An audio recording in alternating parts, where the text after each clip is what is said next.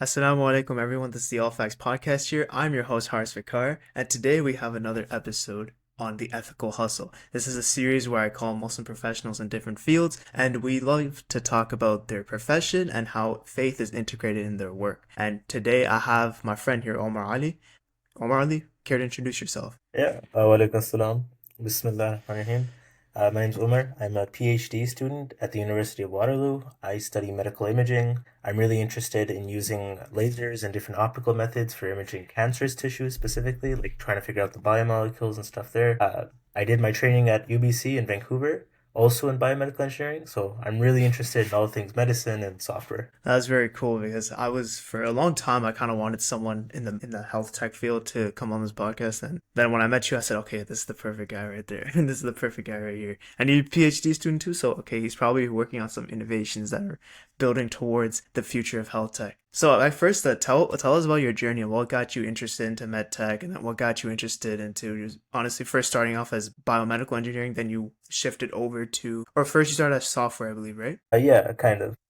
Or you kind of had a software and then you shifted over to be doing your PhD in medical imaging. So Yeah, one exactly. thing I would say is, yeah, tell us about your journey. How did you get from one point to the other? Yeah. Originally, when I was in high school and we were doing all of our career stuff, like how everyone does those like career workshops. I And was we also really have a into class doing. next careers as well. Yeah, it's like a whole course type thing. I was really into physics at the time. I wanted to become a physicist. At Vancouver, we have something called Triumph, which is like a particle physics research institute. I would go to their, they have public lectures every Saturday morning, so I would go there and I would do that. So I was really geared towards physics at first. But the more I got into it, the more like, to me, I didn't find not application or value, but for me, it was like missing a little bit of something. It was still something that I really liked. And Physics so was that missing something or just the physics engineering? itself was missing something. Like I really liked the like doing physics problems, doing physics research. That was all super interesting, but it felt like a piece was missing. And my dad's a pharmacist, so I would also go to work with him because he has his own pharmacy. So I'd go there, I'd work with him. I'd see him interact with the patients, and I'd see how like excited some patients were to see him. Some people would like know him by name. I heard one patient call him like the fastest pharmacist in the West. So just seeing like that aspect of healthcare and my interest in physics, it kind of naturally drove me towards that area. And then at the end of grade 12, basically, I went to a UBC stem cell symposium. I went there and I was just kind of blown away by the talks. Like some of the engineering work that a lot of these profs are doing was like phenomenal. Like some guy was making these little transplants that go into people's like pancreas and yeah, pancreas, I think, that basically helps them regulate their insulin. And it was a means to like treat and cure eventually So cure as to help diabetes. people with diabetes, yes, yeah. Yeah, exactly. And it was mind-boggling to me. So originally I was going to go into science and do biophysics, but I thought, you know what, I'll go into engineering, and if I don't like engineering, I'll transfer out. Just because at UBC the way it worked is that as an engineering student you could take science courses, but as a science student you couldn't take engineering. So I was like, okay, I'll cover all my ground. So from there I went into engineering.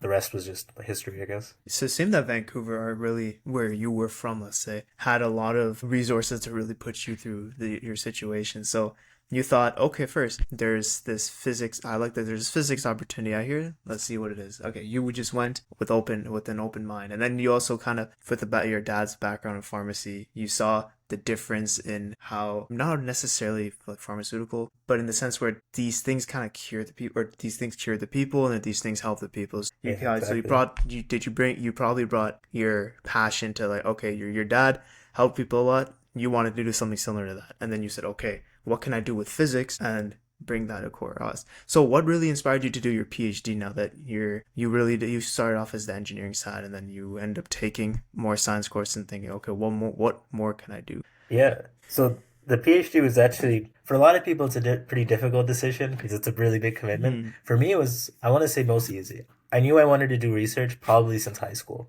I was really into like the cutting edge stuff. When people talk about like, scientists have just figured this out, I always wanted to be one of those scientists. Yeah. So that was like, for me, it was always an aspirational thing. But a lot of my co-ops were also in like industry. I did software co-ops at like different healthcare tech startups and stuff like that. So I was definitely interested in both sides. The biggest reason why I went into PhD was one, because I did both industry and I did both research, and I just liked research more. For me, it was more fulfilling, like to wake up, read papers, go into the lab, do experimentation. I like that academic and that intellectual freedom, and that was really, really fulfilling. And I would say this the second aspect of why I really wanted to do a PhD was a little bit more connected to my faith. You know, Allah subhanahu wa ta'ala has given me, alhamdulillah, He's given me a great mind to understand science and to solve these really critical problems. And for me, I always thought that it would be a waste if I didn't do something big, for at least for the Ummah, for the Muslim Ummah, with this mind I Hmm. had. And I knew PhD was one means of doing that. So that was a big reason why I wanted to do it. Especially, there was this one khutbah I heard when I first came to Waterloo, actually in Cambridge, and the sheikh was talking about education. And he mentioned how educated the Gaza population was in Palestine and how they were producing some of the best doctors, some of the best researchers, some of the best work. And he was saying that that's just all gone because of, the bombings and the genocide that's occurring. So Yeah, the part of me political the also, political environment has helped the yeah, people be more educated. absolutely. And the fact like that these were naturally gifted people that, now they don't even have that opportunity. So for me, I kind of want to do it also as a way of like bolstering that, sort of pursuing my postgraduate education in a way to both help the Muslim Ummah and also to sort of recognize some of the gaps there. It's good that you kind of mentioned that because from listening to your story, it wasn't the typical, oh yeah, my parents forced me to be it. The No, there's typical definitely South the Asian doctor growing up. talk. There's always a doctor Definitely. talk. Well, you are technically becoming you are doing your doctoral candidate, so you're not against the dream. You're just becoming a different kind of doctor. Exactly. It was a malicious compliance. Okay, so what about medical imaging do you really want to do your research about? Because I took some course in high school where it was in medical science. One thing we looked at was differences in the medical imaging sector. So we looked at CT scans, like how they function, how they operate. Other stuff I forgot. This has been a while. Yeah, yeah, yeah. It's been a while. Although I went to a convention a year ago in Toronto, actually. Yeah, in Toronto. It's called Collision. I saw a lot of health tech startups and they were working on the coolest things. I saw this company's based in Malaysia. I believe it's called Green Health, I believe. I'm not sure. I'm gonna have to look it up. But what they really did was they were able to show this medical imaging sector of your heart and its conditions, and it's Yeah. accessible through your phone. You'd be able to Wow. you'd be able to check the how your heart's conditions and even the prescription like through there, and you'd be able to send that to the doctor saying this is my condition, what can I do. It's instead of just going to the doctor themselves and just making them prescribe to you, you would fill this application. It would show you the medical imaging and everything. You would have to make sure everything's set. Is this kind of the sector you kind of want to go into in terms of medical imaging? Is that what you really want to do? You want to create more solutions to these types of problems? Or is it in the sense where you want to enhance the medical imaging where it becomes clearer to the patient for what their condition is? Yeah. I know that I was a would. lot of information throwing to you No, at no, no. 100 miles an hour, but No, it's good. I caught a good bit of it. I would say it's a bit of both. They're not mutually exclusive. Like I want to create new disruptive technologies that introduces like a whole new paradigm of like medicine. But at the same time, I want to be able to build things that I basically want to build like an Iron Man suit for doctors. I want to give them this ability to sort of take a look at diseases in a way that they've never been able to look at before. So that's what really interests me. And there's a lot of really interesting physics that happens in that area. so will you also create this Jarvis system for this? Because now that you also have a software engineering background, so you'd be able to create maybe an AI tool that helps them. That basically is their assistant. I think you have to. Like, especially with like medical information, like it's so information dense and it's really complex because sometimes you'll get more information about one thing and you won't get enough about another. So having like this AI systems, this Jarvis, I guess, becoming increasingly important for sure. Well, I actually saw a couple. I think it was a week ago. There was technically already a Jarvis system already set, and it was actually crazy because you wouldn't be able to tell if it was an actual AI or not. It sounded Right. similar to an actual person. It used filler words. It was actually like, if you were to listen to the audio, you would never think it's an AI because sometimes you can tell when it's an AI doing a voiceover. Yeah, yeah, If yeah. you can tell, especially it's kind of those two same voices you hear, like either the male voice or the female voice. Right. In this case, it was completely different. I believe it's called Sesame AI. You can search it up later on today. Yeah. That was different. So it's off topic, but that I find that because we're kind of are in this state, especially with AI, where it's enhancing every single day. It's getting better every single day. So why not use that for other industries? And why can't that med tech or why can't medicine really adapt to these changes as they can possibly grow a little bit exponentially from that. Yeah, for Do you sure. agree? Yeah, 100%. I think like a lot of times when these AI research places or these AI research papers come out and they're like, "Oh, this is a really promising technique." And they always list applications. And one of the top applications that I see a lot is like cancer detection, used in medical healthcare settings. And the transition from like that foundational piece to like that application isn't really like a trivial translation. There's a lot of nitty-gritty domain expertise, fine-tuning that goes into it as well.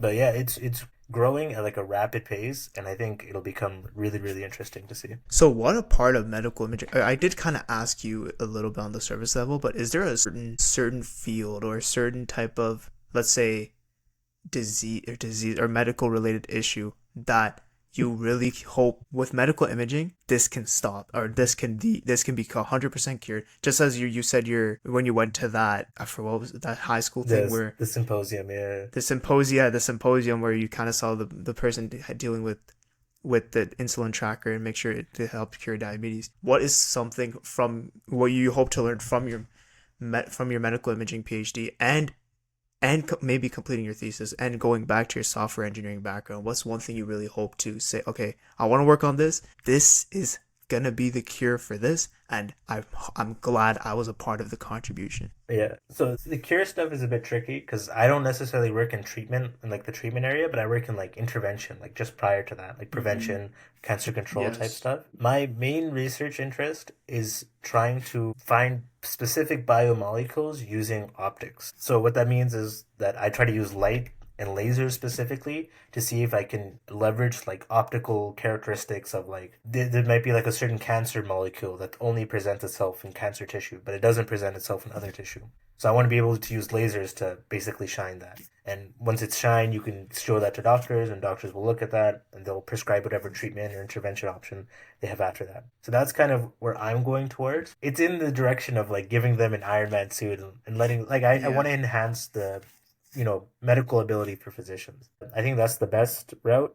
I know in medical imaging in general, there's a couple holy grails. One really big one is non-invasive, I think, blood glucose monitoring. So being able to figure out how much blood glucose you have without having to take a blood drop or anything like that. So I think that'd be pretty interesting too. But that's not like where I'm mostly interested.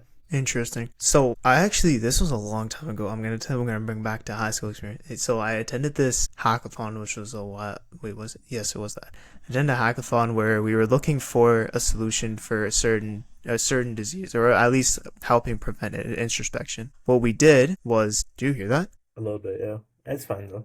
Yeah. Okay. Yeah, don't worry about that. Okay. Okay. So back to the point. What we were working on something for the introspection of a certain medical related issue. So what we came up with was we'd have this service. People can walk in.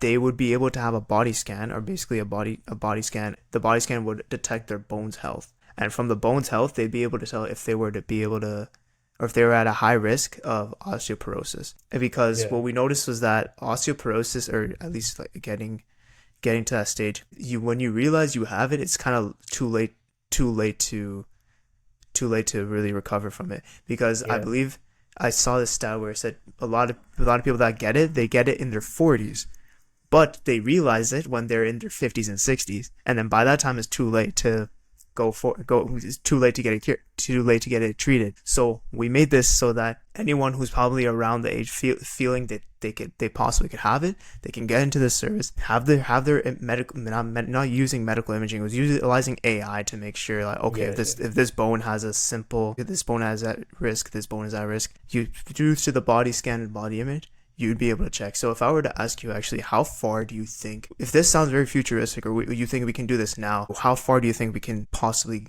get to that point? I think I think it can happen relatively quickly. The biggest hurdle or biggest obstacle in adapting technologies like that is clinician adoption.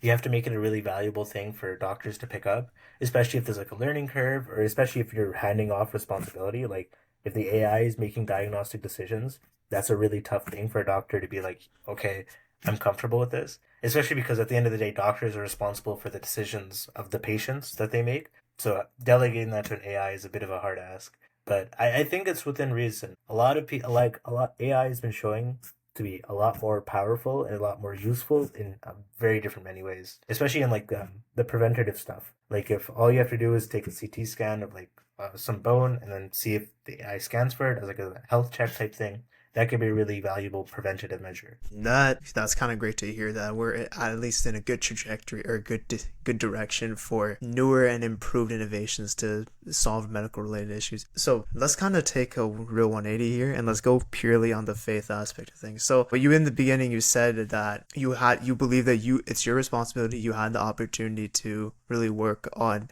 medical imaging or really do your PhD from being inspired of the people of Gaza and people of Palestine. So what essentially from Islam that like really speaks out to you and says, I really want to do medicine. I really want to really thrive into this? Because we can talk about the Islamic golden age where they were very innovative and they were excelling in medicine, providing the solutions as modern sciences today can link back to that. So what about Islam, or what is a certain like Quran ayah hadith or that really inspires you to really go forward with this? Quran or Hadith. So No, that doesn't necessarily is that yeah, could be one other thing. I'm just saying what principle really guides you. Yeah. I think no, it was a hadith by the Prophet sallallahu alaihi wasallam. So like He said, I forget what the exact hadith was, but he said something about going and seeking knowledge and how it's mandatory upon all believers. And he didn't make a distinction between male believers or female believers. He just said, go and seek knowledge. There's a fabricated hadith as well that I've read online, something like even go to China and seek knowledge, or like go something like that, which is fabricated, but it has the same idea of like how knowledge is obligatory upon the Muslim and how they have to go out and seek it. So I think that's a really motivating thing. And one of probably the most motivating thing for me personally is how all the great scholars of Islam, like Shaykh al-Islam ibn Taymiyyah, Abu Hanifa, Imam Shafi'i, you know, may Allah have mercy upon all of them, they were all working people. Like they weren't just scholars, like they didn't just do Islamic yes. scholarship, but they were also running businesses, they were also interacting with the community very actively. And I think that's a really inspiring thing, that some of the biggest Islamic giants were also really big, you know, business people, or like just really big, scientific people in some cases. Like Imam Ghazali was a very sharp scientific mind. So I think that was a very, very inspirational thing to me, because when we think about like during the medieval times and you think about people, oftentimes for some of us, Leonardo da Vinci comes to mind, Michelangelo, and all these like from the Eurocentric area. And for a lot of people, that's very inspirational. But for me, I think like the great scholars of Islam are the most inspirational because they've had such a profound effect on our daily lives today, and like they serve as like a role model essentially for how you could leave your impact, your like how you can leave your legacy. So I think those two things are probably the biggest motivating. You wanna know what's so funny? So I have a cousin in USA. He's studying medicine, and he's in medical school. Alhamdulillah, Allah Mubarak for him. Mashallah. He sent me a thing. I think it was Ibn al-Qayyim, one of the scholars. He said if you the best thing to study apart from the deen is medicine and sciences. And then I don't know why, but he was taking I don't know, maybe he was taking a shot at me. So I was thinking, yo, Yeah. is this a shot at me because I'm not studying that? No, then I was just thinking, and then another friend sent that to me, and he said like, oh, now it makes sense why our parents always push us to do these things. Yeah. Yeah, so I was thinking you were actually gonna say something similar to that, but you did in a sense or say that Alhamdulillah, yeah, the scholars of Islam were not even just scholars; they didn't excel just at their Islamic knowledge, but they excelled at their sciences. They excelled at whatever their profession was. So is Exactly. that Yeah. a path you hope to? That's probably a path you hope to get onto, right? Inshallah, yeah. I'm definitely interested in Inshallah. seeking ilm. It's a bit tough, especially today, because I know a lot of people, they'll go out to Jordan, they'll go out to Egypt and they'll study. Yeah. Unfortunately, I don't have quite that capacity, but I'm slowly doing very little things that I can. Like if there's a workshop or if there's events going on, I'll go there and I'll try my best to attend and learn as much as I can. Okay, so I kind of want to talk more about the healthcare in Canada. So, of course, we know the issues that it already has. So, number one, there's a lack of doctors. Number one, there's mass because of the lack of doctors. There's waiting times that are exceeding, which I think every single year, the more people there's more waiting times, and essentially it's getting higher and higher. The more time's taking away, and we kind of do have a lack of medical schools, or even just in basically in general, medicine isn't the best thing Canada really fulfilled. So now if I were to ask you, so you're not really one becoming a doctor in that sense. And a lot of people are not. I know a lot of people that do study medicine, they kind of give up on the medical school dream because it's very difficult. It's very competitive to get into. So what do you think is the next step for, what's the next step for at least getting the medical sector in Canada to be in a good direction? Because what I would essentially think of that is to possibly emphasize more on biotechnology. Maybe maybe you to make these people that are not necessarily doctors, but they can eventually learn such as software engineering or maybe something biomedical engineering, something you were doing in the past, and maybe build solutions so that there isn't as much need to technically go to a doctor, rather than it can come to you and say, okay, I have this, I can be prescribed by a little bit of this, and then I think my problem is solved. So what is your opinion on that? Yeah, I think that's a really tricky thing. The lack of physicians in Canada is definitely a big problem. And part of that is because of the little med schools that we do have. Like in BC, there's only one med school. It's UBC, that's it. UBC. They're making a new one at SFU, and alhamdulillah, inshallah, that goes well. But right now, as of right now, you could only be admitted to UBC Med. And it's a really tough thing.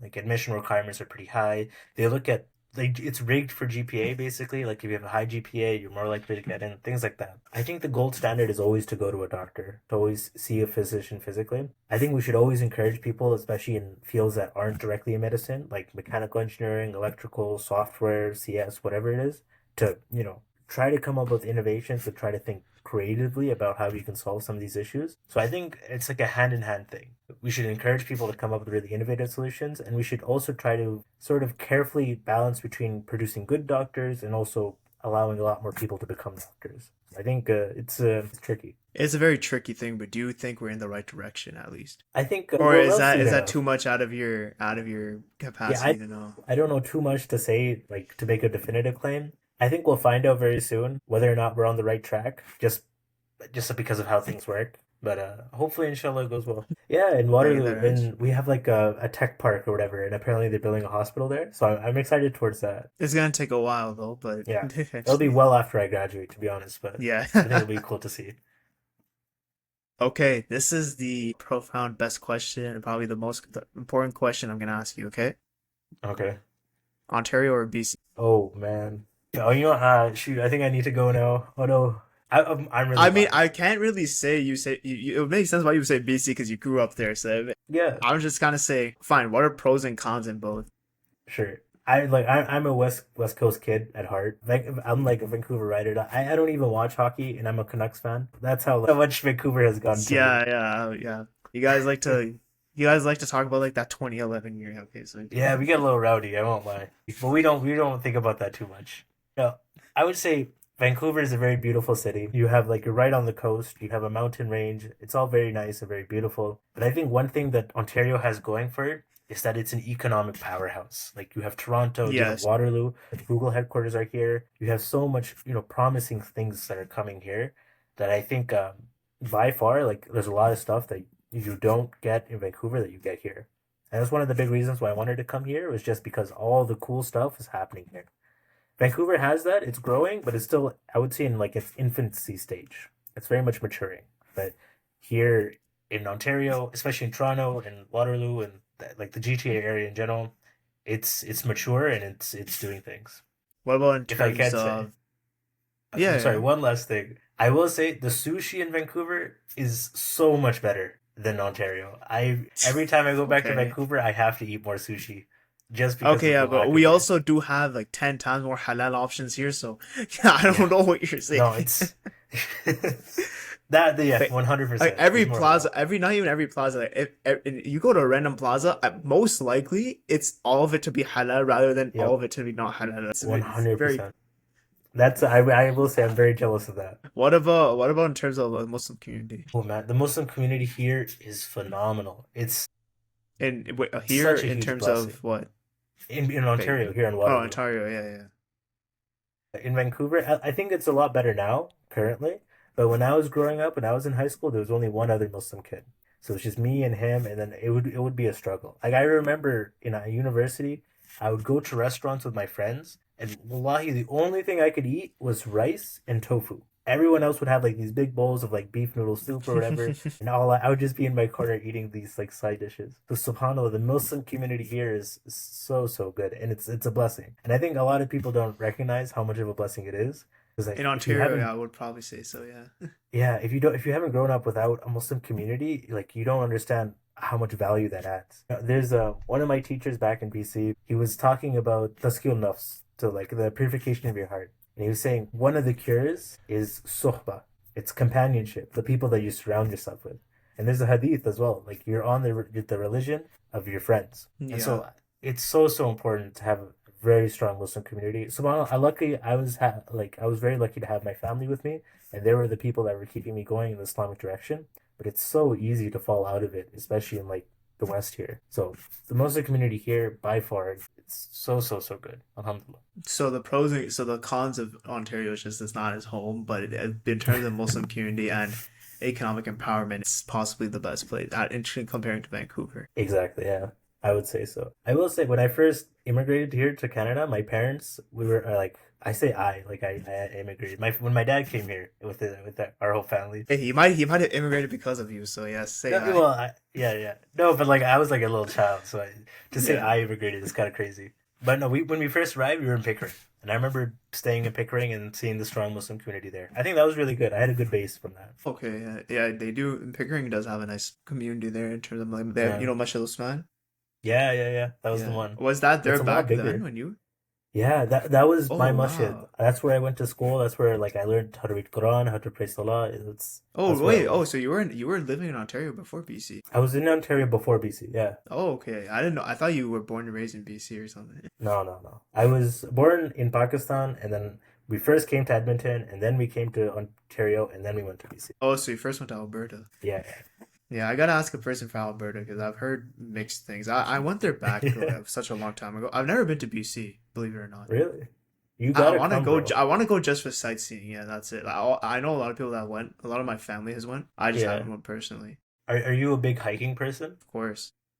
Dude, there are Yeah, some. Whistler, No, not Whistler. If you go to Squamish, there's Squamish. I heard Squamish was good too. Squamish is good. There's a hike. I forget the name. I think it's called the Chief. It's rated like medium easy, something like that. There's a section. There's a I think one or two sections that has like a rope. You have to use a rope to climb the big part of the hike. I might have seen that on social media. I'm not sure. It's so good. You're like walking on mountain ridges. It's stunning. I recommend it. That's very interesting that you mentioned that. Yeah, I don't. Yeah, I want to go to Vancouver kind of just to see what the hype is about. I've been to Montreal, I've been to Calgary, but I haven't been to at least the one people say is better than Toronto. So I don't know. People would just like it because the scenery. The scenery is good. Hey, inshallah, when you come, I'll show you around. And yeah, I want to try the sushi too. You said the sushi is 10 times better there. So. It's a lot, but I don't know. I'm very biased, but I think it's one of the Okay, best. no, you could be right. It's just the thing is that the sushi isn't one of my favorite dishes. I don't mind it. It's Yeah, not okay. one of my favorite It's dishes. definitely per person. Yeah, so you're a big sushi guy. Okay, yeah, I think we're nearing the end of our episode. Omar, if you have any question to ask me or anything you want to know, or any final remarks you want to say, just take it away. Oh, that's a good one. Let me see. Are you interested in the medical field yourself? Because you're doing Okay, like a next CS question. type thing. There you go. Okay, actually, wait. I'll get to your question. I actually will get to your question. The last thing this cross just got to me right now. I asked this to basically every single one of my guests. If you were to meet yourself, or maybe meet someone who's interested in that field, or trying to think, oh, I want to do a PhD in medical imaging, and they go walk up to you, what advice, or what's the one thing you would tell them to implement their lives, or what's one thing you can just tell them, okay, this is what you should do. You should be good for. If you should be set if you do this one thing. I would say read and write. If you're doing a career in research, reading is an absolute must. Like you have to be Yes. on top of the newest papers that are coming out. So that's a given. If you're reading, especially like even if you're in high school, if you're reading academic papers, you probably won't understand like 90%, but the fact that you're reading it and you're seeing these words is a really good thing. And I would say number two is write. A lot of people think that you have to become this really credible person to write a textbook about science. I would say even in high school, if you create a Word doc and you're like, this is my textbook on science written by me, and you create like a cover page and you're like chapter one and cells, and that's how and you write that whole thing out, I think that'll be so incredible for you because of, for one thing, you're consolidating all the knowledge you have and you're putting it on paper. Like you're making it real. And number two, this textbook you're making is like a learning resource, not for you, but for other people who might come to you and ask about, can you help me with this and that.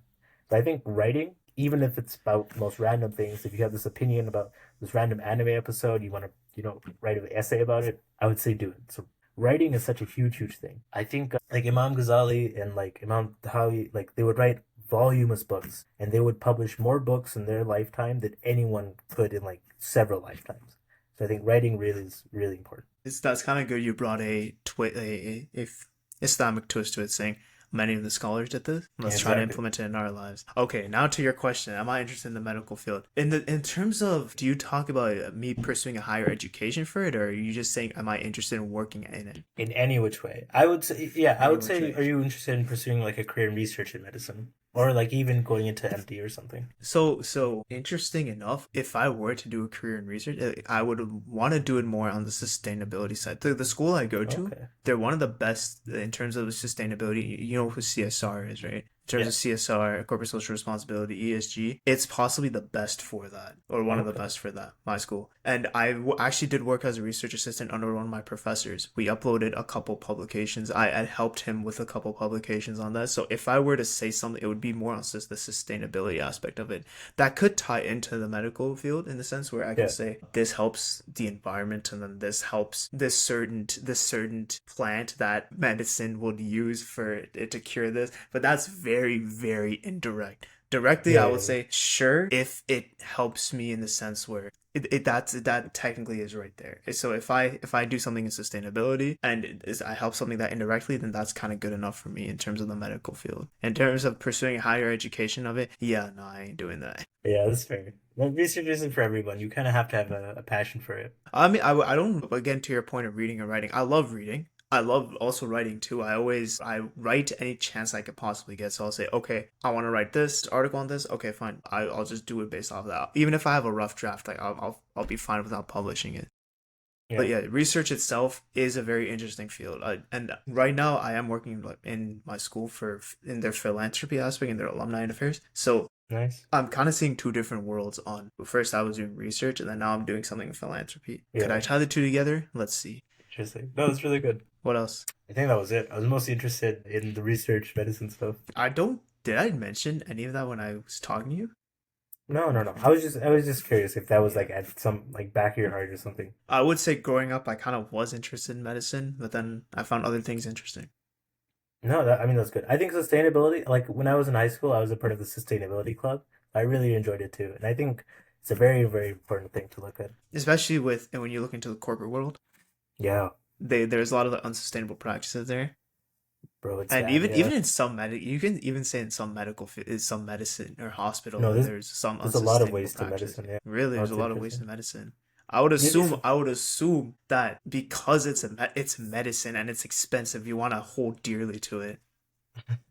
Like Yeah, healthcare is expensive, so yeah. Some part like when I think like medicine's a very wasteful practice. I'm thinking in terms of like consumables. Like if you use one needle, inject it in a patient, and then you throw it out. Like it shouldn't be reusable, right? Because that risks infection, things like that. But just from that aspect, it can become wasteful. Interesting. So if that's it, I'm pretty sure something good. can come. Okay. So we're nearing the end of the episode. Omar, thank you very much. If you have just one final thing to say it right now. Read and write. Also, pursue research. That's a pretty vague answer, but okay, let's just say pursue research. Omar Ali says pursue research and possibly live in BC. And possibly, yeah. Okay, possibly. That's a big if. maybe a little, but we'll see. We can change that. Let's see. If you're listening to this episode and you're interested in the medical field, I will or you mind putting your LinkedIn or maybe some of your publications in the description? Okay, his description, everything will be. His LinkedIn will be in the description, and what else do you have? I have a website you can check out. A website, yes.